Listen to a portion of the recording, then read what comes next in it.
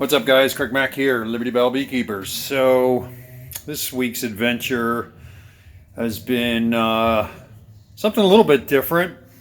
I got a hold of these fancy schmancy small cell starter strips from my buddy Bruce.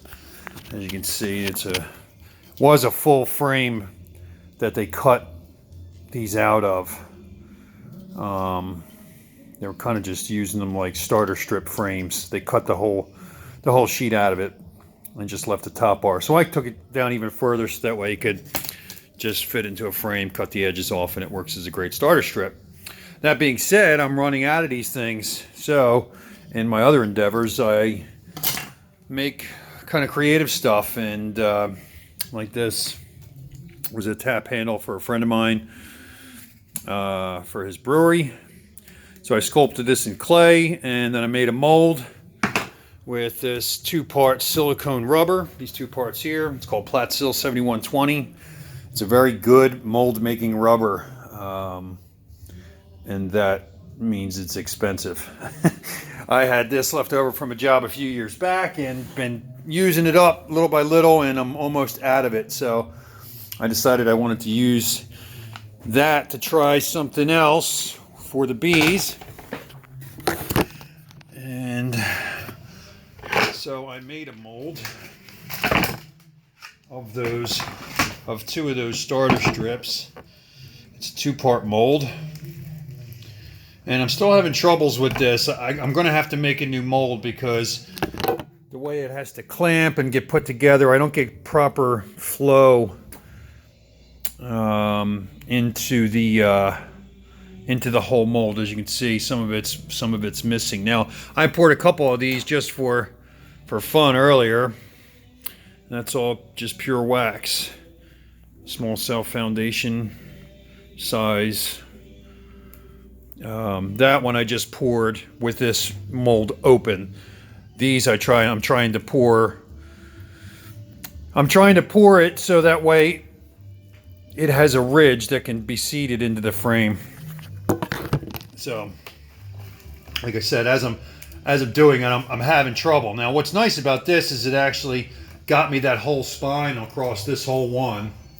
And I don't plan on doing this for like mass production, but I was thinking of making a bigger mold if I can figure out a way to do this successfully and have these things come out and not be ridiculous to try to do it. Now, this is actually probably going to work for me, for my intentions, the way this poured. Now, it's a honeycomb, so it's a difficult mold to release from because of all the honeycomb.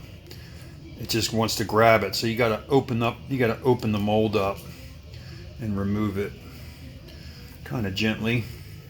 This is the part where it wouldn't be efficient to try to, put these in all my frames. It would just take way too long, and I ain't got that kind of time or that kind of patience. But even without the fins, that would work, I think, pretty well, because I did get the spine and I did get the small cell. And what I could do with this is just set it in the frames. These are groove top. This would probably work great with the wedge top frames, with the snap off bar. And then there we go. So now I could have an all wax starter strip for my frames.